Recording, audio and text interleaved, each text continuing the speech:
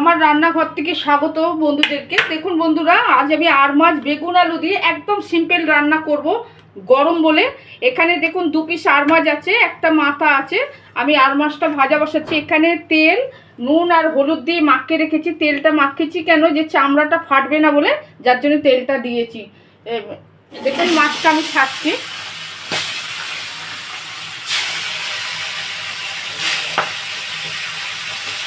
আর এখানে দেখুন বেগুন আর আলু দিয়ে এই তরকারিটা করব, 5 ফোড়ন আর লঙ্কা দিয়ে।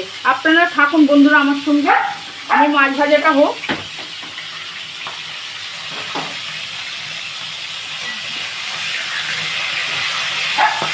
মাছটা ভাজা হয়ে গেছে, আমি তুলে নিচ্ছি এবারে।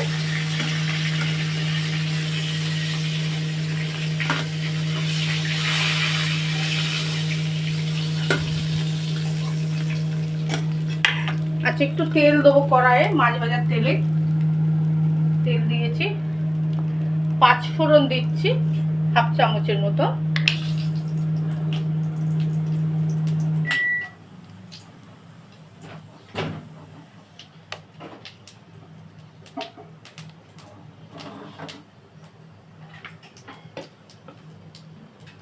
কাঁচা লঙ্কা দিচ্ছি 8 থেকে 10টা। আলু দিচ্ছি, দুখানা আলু কাটা আছে বন্ধুরা। এরকম ভাবে আলুগুলো কেটে নিয়েছি ঝোলের মতন করে। আচ্ছা, আলুগুলো একটু ভাজা হোক বন্ধুরা, আপনারা আমার সঙ্গে থাকুন।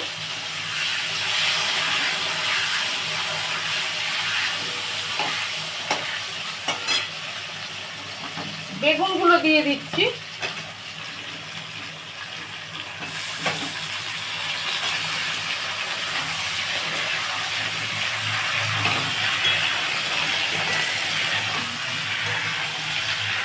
ভাজার পরে আমি যে বেগুন আলু 5 ফোড়ন দিয়ে ভাজছিলাম, বেগুনটা দেখুন আমি 5 ফোড়ন লঙ্কা দিয়ে আমি তুলে রেখেছি বেগুন ভাজাটা।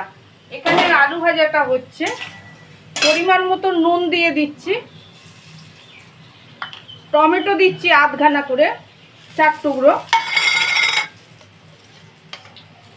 একটু হলুদ গুঁড়ো দেবো, একদম নামমাত্র জিরে গুঁড়ো দেবো।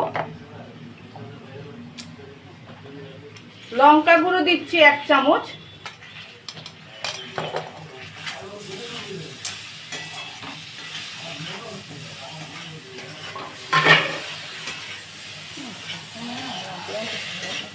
আচ্ছা, মশলাটা কষা হয়ে গেছে, এবার আমি জল ঢেলে দিব। আচ্ছা, নামাবার পর আমি ধনে পাতা দেবো একটু। বন্ধুরা আপনারা আমার সঙ্গে থাকুন।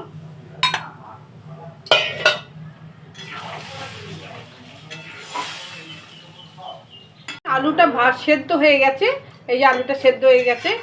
এর মধ্যে এবার আমি এই ধনে পাতাটা আছে, ধনে পাতাটা দেবো একটুখানি। ধনে পাতা দিয়ে দিলাম।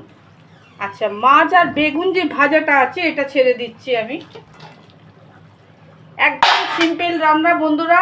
আমার রেসিপিটা যদি ভালো লাগে, আপনারা করুন, শেয়ার করুন, আমার চ্যানেলটাকে সাবস্ক্রাইব করবেন, আপনারা লাইক দেবেন, কমেন্ট করবেন, আর ট্রাই করে দেখবেন অতি অবশ্য। আর কমেন্ট তো করবেন বন্ধুরা, ভালো কথা মন্দ কথা তো কমেন্ট আছে, কমেন্ট করবেন বন্ধুরা ভালো যদি লাগে।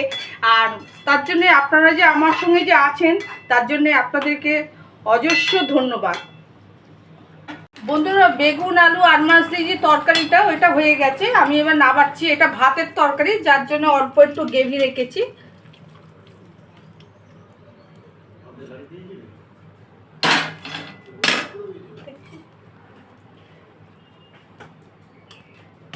দেখুন বন্ধুরা,